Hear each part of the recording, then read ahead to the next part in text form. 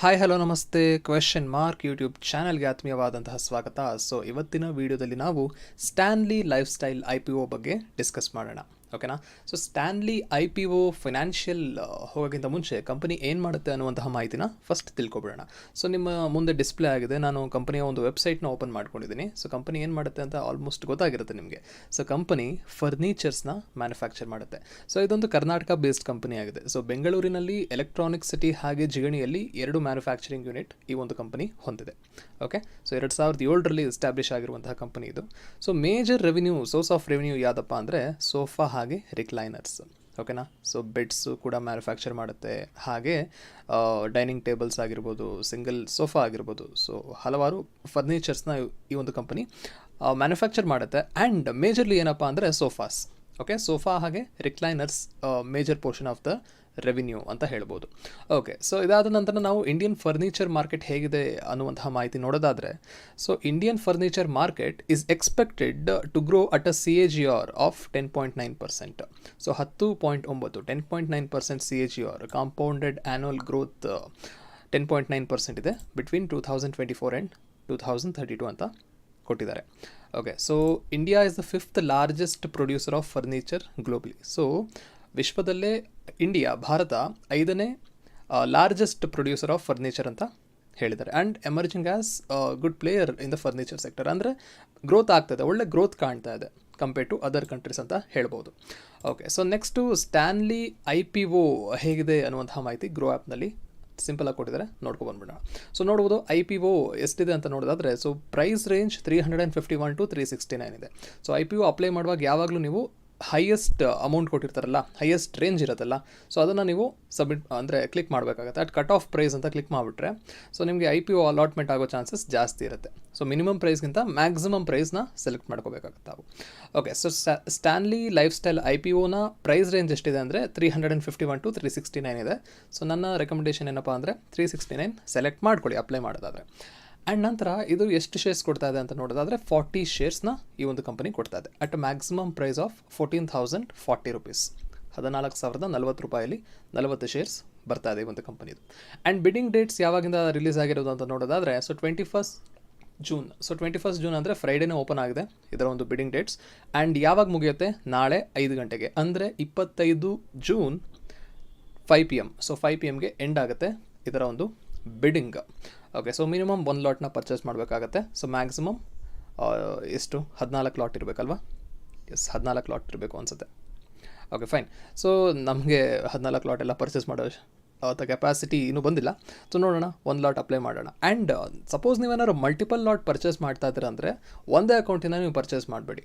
So ನಿಮ್ಮ ತಂದೆ ಅಥವಾ ನಿಮ್ಮ ತಾಯಿ ಅಕೌಂಟ್ ಓಪನ್ ಮಾಡಿದರೆ, ಸೊ ಅವ್ರ ಒಂದು ಅಕೌಂಟಿಂದ ಕೂಡ ನೀವು ಅಪ್ಲೈ ಮಾಡಿದ್ರೆ ಅಲಾಟ್ಮೆಂಟ್ ಆಗುವಂತಹ ಚಾನ್ಸಸ್ ಜಾಸ್ತಿ ಇರುತ್ತೆ. ಸಪೋಸ್ 3 ಜನ ಅಪ್ಲೈ ಮಾಡಿದ್ರೆ 3ರಲ್ಲಿ ಯಾರಿಗಾರು ಒಬ್ರಿಗೆ ಬರ್ಬೋದು. Okay. So purely based on luck ಅಂತ ಹೇಳ್ಬೋದು IPO ಅಲಾಟ್ಮೆಂಟ್. ನಂತರ ಇದರ ಸಬ್ಸ್ಕ್ರಿಪ್ಷನ್ ರೇಟ್ ಹೇಗಿದೆ ಅನ್ನುವಂತಹ ಮಾಹಿತಿ ನೋಡೋದಾದರೆ ನೋಡ್ಬೋದು. ಕ್ವಾಲಿಫೈಡ್ ಇನ್ಸ್ಟಿಟ್ಯೂಷನಲ್ ಬಯರ್ಸ್ 0.74% ಸಬ್ಸ್ಕ್ರೈಬ್ ಆಗಿದ್ರೆ, ಹಾಗೆ ನಾನ್ ಇನ್ಸ್ಟಿಟ್ಯೂಷನಲ್ ಇನ್ವೆಸ್ಟರ್ಸ್ ನೋಡ್ಬೋದು ನೀವು 8.86% ಇದೆ. ಆ್ಯಂಡ್ ಹಾಗೆ ರಿಟೇಲ್ ಇನ್ವೆಸ್ಟರ್ಸ್ 6.11% ಸಬ್ಸ್ಕ್ರೈಬ್ ಆಗಿದ್ದಾರೆ. ಓಕೆ. ಸೊ ಒಂದು ಶೇರ್ಸ್ಗೆ 6 ಜನ ಬಿಡ್ ಮಾಡಿದ್ದಾರೆ. ಸೊ ಟೋಟಲ್ ನೋಡೋದಾದರೆ 5.22% ಇದೆ. ಸೊ ನೋಡೋಣ ಅಲಾಟ್ಮೆಂಟ್ ಆಗುತ್ತೋ ಇಲ್ವೋ ಅಪ್ಲೈ ಮಾಡಿರೋರಿಗೆ.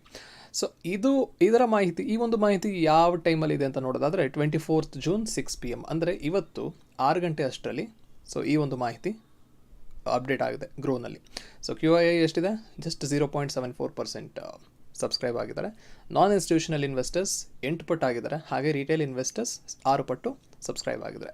ಆ್ಯಂಡ್ ಇಶ್ಯೂ ಸೈಜ್ ಎಷ್ಟಿದೆ ಅಂತ ನೋಡೋದಾದರೆ 537 ಕೋಟಿ ಇಶ್ಯೂ ಸೈಜ್ ಇದೆ. ಆ್ಯಂಡ್ ಹಾಗೆ ಕಂಪನಿಯ ಸ್ಟ್ರೆಂತ್ ಆ್ಯಂಡ್ ವೀಕ್ನೆಸ್ ನೋಡೋದಾದರೆ, ಸೊ ಕಂಪನಿ ರೆವಿನ್ಯೂ ವೈಸ್ ಒಳ್ಳೆ ಗ್ರೋತ್ ಕಾಣ್ತಾ ಇದೆ. ಸೊ ಇಯರ್ ಆನ್ ಇಯರ್ ಆಗಿರ್ಬೋದು, ಕ್ವಾರ್ಟರ್ ಆನ್ ಕ್ವಾರ್ಟರ್ ಆಗಿರ್ಬೋದು, ಒಳ್ಳೆ ರೆವಿನ್ಯೂ ಗ್ರೋತ್ ಕಾಣ್ತಾ ಇದೆ ಈ ಒಂದು ಕಂಪನಿಯಲ್ಲಿ.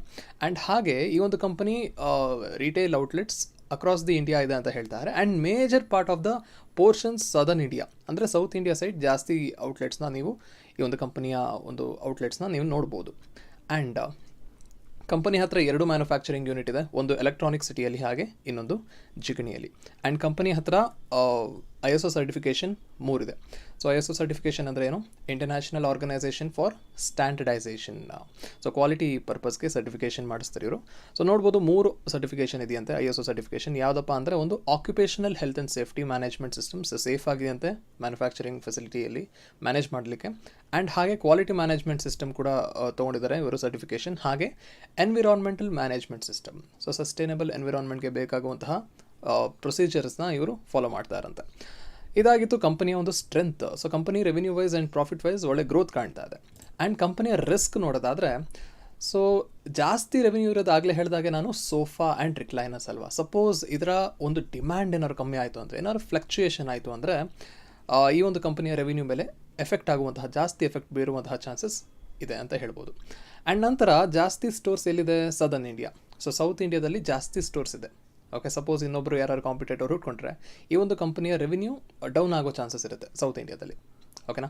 ಸೊ ನಂತರ ಫಿನಾನ್ಷಿಯಲ್ ಇಯರ್ 21, 22, 23 ನೋಡೋದಾದರೆ, ಸೊ ಜಾಸ್ತಿ ರೆವಿನ್ಯೂ ಹರಿದು ಬರ್ತಾ ಇರೋದು ಟಾಪ್ 5 ಕಾರ್ಪೊರೇಟ್ ಕಸ್ಟಮರ್ಸಿಂದ. ಸೊ ನೋಡ್ಬೋದು 21 ಫಿನಾನ್ಷಿಯಲ್ ಇಯರ್ 2021ನಲ್ಲಿ ಸುಮಾರು 98% ಟಾಪ್ 5 ಕಸ್ಟಮರ್ಸ್, ಕಾರ್ಪೊರೇಟ್ ಕಸ್ಟಮರ್ಸಿಂದ ಬಂದಿದೆ ರೆವಿನ್ಯೂ.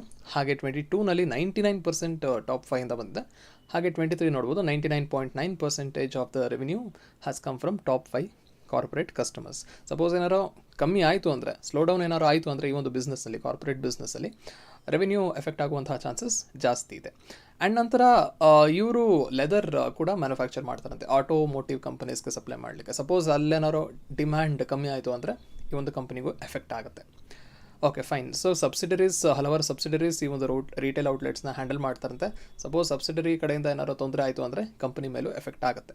ಆ್ಯಂಡ್ ಹಾಗೆ ಕಂಟಿಂಜೆಂಟ್ ಲಯಬಿಲಿಟೀಸ್ ಇದೆಯಂತೆ. ಕಂಟಿಂಜೆಂಟ್ ಲಯಬಿಲಿಟೀಸ್ ಅಂದರೆ ಸಪೋಸ್ ಏನಾರೋ ಹೆಚ್ಚು ಕಮ್ಮಿ ಮುಂದೆ, ಸಪೋಸ್ ಏನಾರೋ ಲಾಸೂಟ್ ಫೈಲ್ ಆಗ್ಬೋದು ಅಥವಾ ವಾರಂಟಿ ಕ್ಲೈಮ್ ಆಗಿರ್ಬೋದು. ಸೊ ಅದಕ್ಕೆ ಅರೌಂಡ್ 4.32 crore ಲಯಬಿಲಿಟಿ ಎತ್ತಿಟ್ಟಿದ್ದಾರೆ ಇವರು. Okay, so fine. ಇದಾಗಿತ್ತು ಕಂಪನಿಯ ಒಂದು ರಿಸ್ಕ್. ಆ್ಯಂಡ್ ಫಿನಾನ್ಷಿಯಲ್ ವೈಸ್ ನೋಡ್ಬೋದು ನಾನು ಕ್ವಿಕ್ ಆಗಿ. ಸೊ ರೆವಿನ್ಯೂ ಹೇಗಿದೆ ಅಂತ ನೋಡೋದಾದರೆ, ಸೊ 21ನಲ್ಲಿ 196 crore ಇತ್ತು ರೆವಿನ್ಯೂ ಸೇಲ್ಸು. ಆ್ಯಂಡ್ 2022ನಲ್ಲಿ ನೋಡ್ಬೋದು 292ಗೆ ಏರಿಕೆ ಆಗಿದೆ. ಆ್ಯಂಡ್ 2023ನಲ್ಲಿ 419 crore ರೆವಿನ್ಯೂ ಮ್ಯಾಸಿವ್ ಇನ್ಕ್ರೀಸ್ ಆಗಿದೆ ಅಂತಲೇ ಹೇಳ್ಬೋದು. ನಂತರ ಇದರ ಪ್ರಾಫಿಟ್ ನೋಡ್ಬೋದು, ಜಸ್ಟ್ 1.5 ಅಂದರೆ 2 ಕೋಟಿ ಇದ್ದಂತಹ ಪ್ರಾಫಿಟ್ 2021ನಲ್ಲಿ 2022ನಲ್ಲಿ ನೋಡೋದು ಮ್ಯಾಸಿವ್ ಗ್ರೋತ್ ಆಗಿದೆ. ಆಲ್ಮೋಸ್ಟ್ 10 times ಗ್ರೋತ್ ಆಗಿದೆ ಅಂತಲೇ ಹೇಳ್ಬೋದು 2022ನಲ್ಲಿ 23 crore. ಆ್ಯಂಡ್ 2023ನಲ್ಲಿ ನೋಡ್ಬೋದು so around 35 crore profit increment ಆಗಿದೆ. ಸೊ ಒಳ್ಳೆ ರೆವಿನ್ಯೂ ಹಾಗೆ ಪ್ರಾಫಿಟ್ನ ಕ್ರಿಯೇಟ್ ಮಾಡ್ತದೆ ಈ ಒಂದು ಕಂಪನಿ. ಆ್ಯಂಡ್ ನಮಗೆ ಮುಖ್ಯವಾಗಿ ಬೇಕಾಗಿರೋದೇನೋ, ಸೊ ಕಂಪನಿ IPO ಏನಾರು ಬಂತು ಅಂದರೆ ಮುಖ್ಯವಾಗಿ ನೋಡುವುದೇನೋ GMP ಅಲ್ವಾ. So grey market premium, right. So grey market premium ಎಷ್ಟಿದೆ ಅಂತ ನೋಡೋದಾದರೆ, ಸೊ ಅರೌಂಡ್ 176 ತೋರಿಸ್ತಾ ಇದೆಯಂತೆ. ಓಕೆ, ಸೊ ಕಂಪನಿಯ ಗ್ರೇ ಮಾರ್ಕೆಟ್ ಪ್ರೀಮಿಯಮ್ ಹೊಟ್ಟೋಯ್ತು, ನಾನು ಓಪನ್ ಮಾಡ್ಕೊಂಡಿದ್ದೆ. ಸೊ ಕಂಪನಿಯ ಗ್ರೇ ಮಾರ್ಕೆಟ್ ಪ್ರೀಮಿಯಮ್ ವಾಸ್ 196 ಅಂತ ತೋರಿಸ್ತಾ ಇತ್ತು. ಎಲ್ಲೋಯ್ತು, ಸಾರಿ, ಹೊಟ್ಟೋಯ್ತು ಅದು.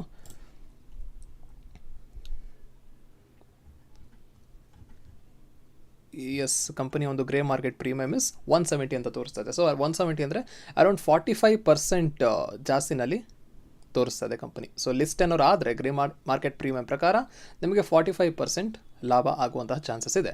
So grey market premium change ಆಗ್ತಾ ಇರುತ್ತೆ ಲಿಸ್ಟಿಂಗ್ ಡೇಟ್ವರೆಗೂ. ಸೊ ನೋಡೋಣ, ಒಳ್ಳೆ ಪರ್ಸೆಂಟೇಜ್ ಗೇನ್ನಲ್ಲೇ ತೋರಿಸ್ತಾ ಇದೆ ಗ್ರೇ ಮಾರ್ಕೆಟ್ ಪ್ರೀಮಿಯಂ. ಇದೇ ರೇಂಜಲ್ಲಿ ಲಿಸ್ಟ್ ಆಗುತ್ತಾ ಅಥವಾ ಇದಕ್ಕಿಂತ ಜಾಸ್ತಿಯಾಗಿ ಲಿಸ್ಟ್ ಆಗುತ್ತಾ ಅಥವಾ ಕಮ್ಮಿಯಾಗಿ ಲಿಸ್ಟ್ ಆಗುತ್ತಾ ಅನ್ನುವಂಥ ಮಾಹಿತಿನ ನಾವು ಹಿಂದಿನ ದಿನದ ಗ್ರೇ ಮಾರ್ಕೆಟ್ ಪ್ರೀಮಿಯಂ ಪ್ರಕಾರ ತಿಳ್ಕೊಬೇಕಾಗುತ್ತೆ. ಏನು GMP ಅಂದರೆ, so it's un unofficial listed price ಅಂತಲೇ ಹೇಳ್ಬೋದು.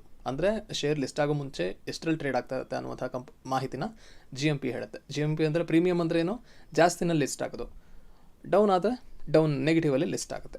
ಓಕೆನಾ. ಸೊ ಇದಾಗಿತ್ತು ಸ್ಟ್ಯಾನ್ಲಿ ಲೈಫ್ ಸ್ಟೈಲ್ ಕಂಪನಿಯ ಒಂದು analysis. And company looks good, revenue wise ಆಗಿರ್ಬೋದು ಆ್ಯಂಡ್ ಗ್ರೋತ್ ವೈಸ್ ಆಗಿರ್ಬೋದು ಕಂಪನಿ ಚೆನ್ನಾಗಿ ಬೆಳೀತಾ ಇದೆ ಅಂತಲೇ ಹೇಳ್ಬೋದು. ಆ್ಯಂಡ್ ಈ ಒಂದು IPOಗೆ ತಾವು ಅಪ್ಲೈ ಮಾಡೋದಾದರೆ ನಾಳೆ 5 ಗಂಟೆ ಒಳಗಡೆ ನೀವು ಅಪ್ಲೈ ಮಾಡಬೇಕಾಗತ್ತೆ. ಓಕೆನಾ. ಸೊ ಜೂನ್ 25 5 PM ಒಳಗಡೆ ತಾವು. ಆ್ಯಂಡ್ ಹೋಗೋಕ್ಕಿಂತ ಮುಂಚೆ ಒಂದೇ ಒಂದು ಪ್ರಶ್ನೆ, ನೀವು ಈ ಒಂದು IPOಗೆ ಅಪ್ಲೈ ಮಾಡ್ತೀರಾ? ಮಾಡೋದಾದರೆ ಎಸ್ ಅಂತ ಕಮೆಂಟ್ ಮುಖಾಂತರ ತಿಳಿಸಿ. Thank you.